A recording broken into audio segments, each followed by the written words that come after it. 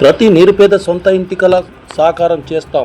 Congress party చేతల ప్రభుత్వం, మాటల ప్రభుత్వం కాదు. ఇందిరమ్మ ఇళ్ల లబ్ధిదారులకు మంజూరు పత్రాలు పంపిణీ చేసిన మాజీ మంత్రి జీవన్ రెడ్డి.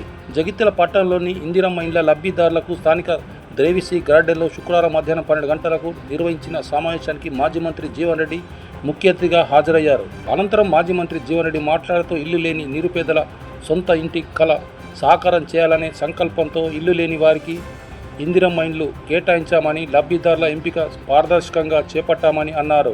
అర్హత ఉన్నప్పటికీ ఇందిరమ్మ ఇల్లు మంజూరు కాని వారు ఆందోళన చెందవద్దని, భవిష్యత్తులో తప్పనిసరిగా ఇల్లు మంజూరు చేస్తామని భరోసా ఇచ్చారు. కాంగ్రెస్ ప్రభుత్వం రాష్ట్రంలో ఒక్క నియోజకవర్గానికి 3,500 చొప్పున ఇందిరమ్మ ఇండ్లు కేటాయించిందని, ఇల్లు లేని ప్రతి నిరుపేద కుటుంబానికి ఇండ్లు మంజూరు చేసేలా రాష్ట్ర ప్రభుత్వం మార్గదర్శకాలు రూపొందించి ఒక్కొక్క ఇంటి నిర్మాణానికి 5 లక్షల రూపాయలు ఇస్తుందని అన్నారు.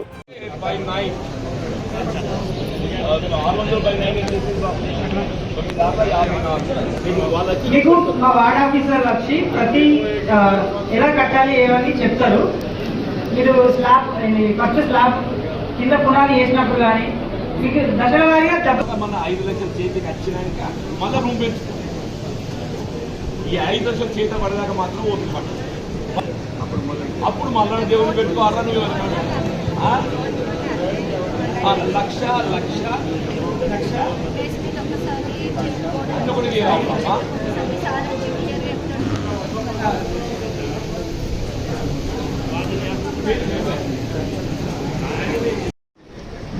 ముఖ్యంగా ఈరోజు ఏదైతున్నదో ఇల్లు లేనటువంటి నిరుపేదలందరినీ ఒక ఇంటి బాగా చేయాలనేటువంటి ప్రభుత్వ స్థలం. అందులో భాగంగా ఏదైతున్నదో ఒక్కొక్క లబ్ధిదారుడికి ఇల్లు లేనటువంటి వారికి 5 లక్షల రూపాయల విలువ గల ఇల్లు మంజూరు చేయటం,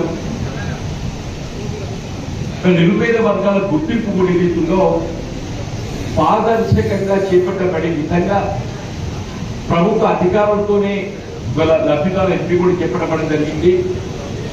ఇందులో ఏదైతుందో వాస్తవంగా కొద్ది మంది లబ్ధిదారులు అర్హత కలిగిండు కూడా ఏదైనా కారణంతో ఎంపికలో ఏదైతుందో ఇప్పుడు మంజూరు పొందలేకపోయినా కానీ మరి అటువంటి వారిని పునఃపరిశీలింపచేసి వారి అర్హతకు అనుగుణంగా తప్పకుండా వారికి మళ్ళీ మనం ఇల్లు మంజూరు చేయించేటువంటి అవకాశం ఉన్నది. దయచేసి ఇప్పుడు ఈ మొదటి విడతలో మంజూరు రానటువంటి వారు ఏదైతుందో ఏ విధమైనటువంటి ఆందోళన గురికావాల్సిన అవసరం లేదు. ఏదైతుందో అధికారులు వారికి ఉన్నటువంటి ఒక మార్గదర్శకాలతో కొంత మేరకు పరిశీలించి లబ్ధిదారులను ఎంపిక చేయడం జరిగింది. సరే, ఆ మార్గదర్శకాల అమల్లో ఏదైతుందో ఏదైనా సరి చేసేది ఉంటే మనం సరి చేయించి లబ్ధిదారుల అర్హతకు అనుగుణంగా మనం వాటిని మంజూరు పొందేటువంటి అవకాశం ఉంటుందని పెట్టాం. రాష్ట్ర ప్రభుత్వం ఏదైతుందో ప్రతి నియోజకవర్గంలో 3,500 ఇండ్లు మంజూరు చేయబడే విధంగా ఈ 3,500 ఇండ్ల నియామక పత్రాలు ఏదైతుందో ఇందులో ప్రజాపాలన ఆరంభం ఏదైతుందో ప్రతి మండలానికి ఒక గ్రామాన్ని పాయిలట్ ప్రాజెక్ట్ కింద, మున్సిపాలిటీలో కూడా ఒక వార్డు పాయిలట్ ప్రాజెక్ట్ కింద ఎంపిక చేసి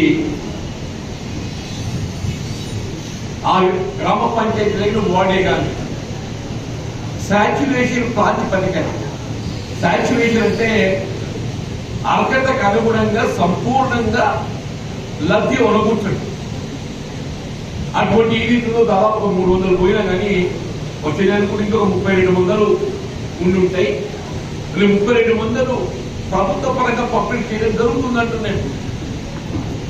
నేను ప్రతిపాదన ఎవరు చేసిందని చెప్పినది కాదు. ప్రతిపాదన ఎవరు చేసినా కానీ మంజూరీ అనేది ఏదైతుందో రాష్ట్రంలో కాంగ్రెస్ ప్రభుత్వం మంజూరు చేస్తుందని చెప్పట్లేదు. దయచేసి మనం గమనించుకోవాలి. గత ప్రభుత్వాన్ని ఈ ప్రభుత్వం వ్యత్యాసాన్ని మనం గమనిస్తున్నాం. గత ప్రభుత్వం ఏదైతుందో కేవలం మాటలతోని వాగ్దానాలతో ఏ విధంగా కాలం వెలిపించింది. కానీ ఈ ప్రభుత్వం ఆ విధంగా కాదు. పారదర్శకంగా, ట్రాన్స్పరెంట్ గా అర్హత ప్రాతిపదికన నిజమైన లబ్ధిదారులకు ఏదైతుందో అర్హత కల్పించబడే విధంగా కార్యక్రమాలు అమలు చేస్తున్నామని చెప్పండి. దయచేసి ఇందులో ఏ విధమైనటువంటి ఒక పొరపాటు జరపకుండా బాధ్యత అవుతుందని చెప్పంటూ నేను వాస్తవంగా ఏదైతుందో అర్హత గల వారికి అందరికీ కూడా లబ్ధిలో కూర్చోాలి. ఏ విధంగా అయితే పైలట్ ప్రాజెక్ట్ గా మనం ఎంపిక చేసుకున్న గ్రామాలే కానీ వార్డే కానీ శాచ్యురేషన్ ప్రాతిపదిక అమలు చేయాలని ప్రభుత్వం సాధించిందో మనడు వైఎస్ రాజశేఖర రెడ్డి గారు ముఖ్యమంత్రి ఉండగా దానికి ఇప్పుడే గుర్తుందమ్మా 2004-09 మధ్యకాలంలో వారు ఏ కార్యక్రమం అమలు చేసినా శాచ్యురేషన్ ప్రాతిపదిక అమలు చేసినామా అలా ఇంత మంజూరు అనేది ఏదైతుందో కేవలం అర్హత ప్రాతిపదికన అర్హత గల వారికి అందరినీ కూడా ఇల్లు మంజూరు వచ్చే విధంగా కార్యక్రమం అమలు చేసినాం. రాజకీయ జోక్యం లేకుండా కేవలం మీ సేవలో ఆన్లైన్ లో నమోదు చేసుకుంటే మొత్తం రాష్ట్రంలో 3,50,000 పైచీలకు నూతనంగా రేషన్ కార్డు మంజూరు చేయడం జరిగిందమ్మా అని చెప్పి నూతన రేషన్ కార్డు మంజూరు చేయడం.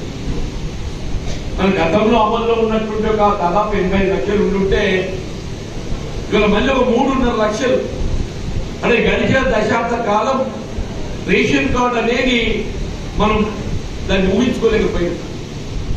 ఇవాళ రేషన్ కార్డు అనేది ఏదైతుందో నిరుపేద వర్గాలకు వారి యొక్క అర్హత సూచించేటువంటి ఒక పత్రం అని చెప్పండి.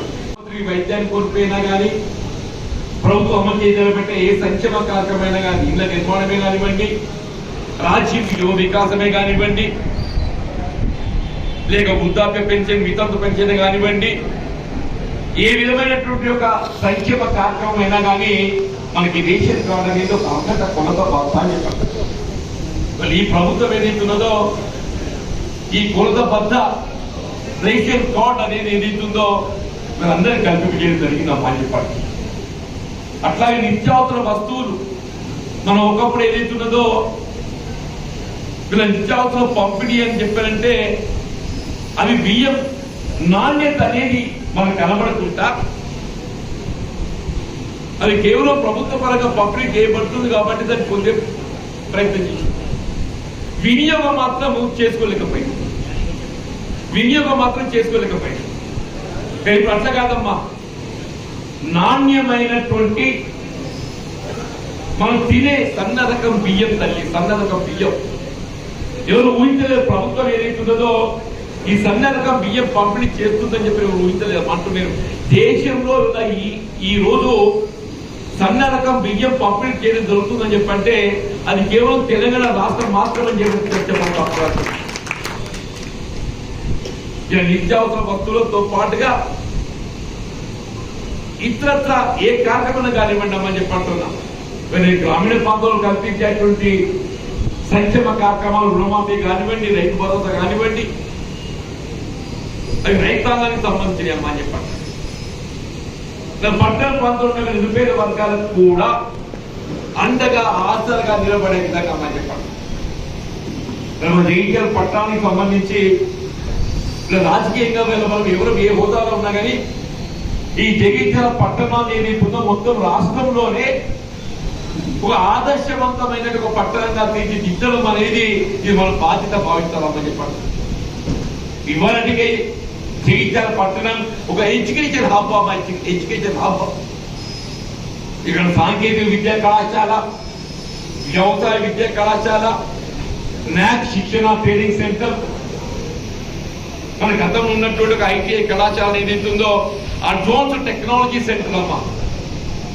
గతంలో ఉమ్మడి రాష్ట్రంలో మనం నిలబోతున్నటువంటి ఐటీఐ కళాశాల ఈ రోజు ఏదైతుందో అడ్వాన్స్డ్ టెక్నాలజీ సెంటర్ రూపుదిద్దుకున్నామని చెప్పండి. అట్లాగే ఇంటిగ్రేటెడ్ ఇవాళ పాఠశాల ఇంటిగ్రేటెడ్ పాఠశాల అనేది ఏదైతుందో మనం చర్యలు నిర్మాణం చేసుకోబోతామని చెప్పండి. ఇది అంటే ఇది రాష్ట్రమే కాదు ప్రపంచ స్థాయిలో గుర్తింపు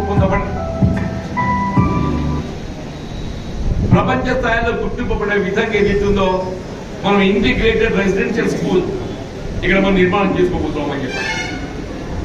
ఏ కార్యక్రమం అయినా కానీ మన జగిత్యాల వైద్య పరంగా కూడా ఏదైతుందో గత ప్రభుత్వం నూతనంగా జిల్లాలు ఏర్పాటు చేయడం, నూతనంగా ఏర్పాటు చేయబడ్డ జిల్లాలలో ప్రతి జిల్లాలకు వైద్య కళాశాల, దానికి అనుగుణంగా ఏదైతుందో ఆసుపత్రి మరి అప్గ్రేడ్ చేసే విధంగా చర్యలు చేపట్టబడింది. దాని ద్వారా వైద్య సేవలు కూడా ఇక్కడ విస్తరించబడ్డాయని చెప్పండి. భవిష్యత్తులో ఇక్కడ ఏ కాకం ఏర్పడ్డా కానీ జగిత్యాల ఏదైతుందో నాంది పలుకుతుంది, ఇక్కడికి వెళ్ళి ఆరంభం అవుతుందమ్మని చెప్పండి. గత ఉమ్మడి రాష్ట్రంలో ఇండ్ల నిర్మాణం, ఇవాళ మనం ఏవైతే మనం ఇందిరమ్మ ఇండ్ల నిర్మాణానికి సంబంధించిన మంజూరు పత్రాలు ఇస్తున్నామో, ఇది ఆనాడు మనం 2009లో ఉమ్మడి రాష్ట్రంలో చెప్పండి నేను 4000 మందికి ఏదైతుందో ఇండ్ల నిర్మాణం స్థలంతో పాటుగా స్థలాన్ని కూడా సమకూర్చి అని చెప్పండి, స్థలాన్ని కూడా సమకూర్చి 4000 ఇళ్ల నిర్మాణం చేపట్టడం జరిగింది అన్నమాట. 100 గజాల స్థలంతో ఇంటి నిర్మాణ మంజూరి పత్రంతో నిర్మాణాలు మనం చేపట్టామని చెప్పి, అది మొత్తం రాష్ట్రంలో ఎక్కడ లేదమ్మా అని చెప్పట్టు నేను. ఏంటంటే ప్రభుత్వ స్థలాలు అందుబాటులో ఉంటేనే ఇళ్ల పట్టాలు ఇవ్వాలని చెప్పి పరిస్థితి. కానీ ఆనాడు ప్రభుత్వ స్థలం అందుబాటులో ఉండవలసిన అవసరం లేదు. ప్రభుత్వ స్థలం అందుబాటులో లేకున్నప్పటికీ కూడా ప్రభుత్వం కొనుగోలు చేసి సేకరించి 150 ఎకరాల పైన ప్రైవేట్ స్థలాన్ని సేకరించి నూకపల్లి ఏదైతుందో ఇందిరమ్మ గృహ నిర్మాణ సముదాయాన్ని మనం మంజూరు పొందినటువంటి ఒక ఘనత కేవలం ఆనాడు ఉమ్మడి రాష్ట్రంలో జగిత్యాల పట్టణాన్ని మాత్రమే తప్పుతున్నామని చెప్పండి. తదుపరి తెలంగాణ రాష్ట్రం ఏర్పాటు కాబట్టి మరి వాళ్ళకి ఏదైతే మనం ఎందుకు కన్నుగుట్టిందో తెలియదు, కానీ ఈ కొనసాగుతున్నట్టుగా 4000 ఇళ్ల నిర్మాణాన్ని నిలుపుదల చేసి దాని స్థానం ఏదైతుందో ఇళ్ల నిర్మాణం యథావిధిగా పూర్తయినట్టయితే ఎక్కడ కాంగ్రెస్ ప్రభుత్వానికి కాంగ్రెస్ గవర్నమెంట్ పేరు వస్తుంది అనే భావనతో ఏదైతుందో దాని స్థానం కొన్ని తొలగించి డబుల్ బెడ్రూమ్ ఇల్లు అనేది కొత్త తెలివి పట్టుకొచ్చినాం. మనం తలపెట్టింది సొంత స్థలము, సొంత యాజమాన్యము, సొంత ఇల్లు, మన వారసత్వంగా జీవితకాలం మన హక్కులాగా. గత ప్రభుత్వం బీఆర్ఎస్ టీఆర్ఎస్ వాళ్ళు తలపెట్టింది అమ్మా డబుల్ బెడ్రూమ్. డబుల్ బెడ్రూమ్ అంటే కిందోడు కింద మీదోడు మీద నడిలో 40 ఇప్పుడేమైతే తెలుస్తాయి. నేను ఏమంటున్నా, సొంత స్థలం అందుబాటులో లేకుంటే you can go for double bedroom. It's different. సొంత స్థలం ఉండగా సొంత స్థలంలో సొంత ఇల్లు కట్టుకునే అవకాశం ఉండగా మరి కాకుండా మీ డబుల్ బెడ్రూమ్ కడతారా అని చెప్పని కిందోని కింద మీదోని మీద నడులు నడబెడితే అది ఎట్లుంటుంది తల్లి? ఇప్పుడు 10 ఏళ్ళు గడిచింది. 10 ఏళ్ళు గడిచింది అమ్మ అంటూ నేను మన అలా తలబెట్టిన ఈ సొంత ఇల్లు పూర్తయినట్టయితే ఇప్పటికి 4000 కుటుంబాలు వాళ్ళు తిరుపతి పోదామని చెప్పారు.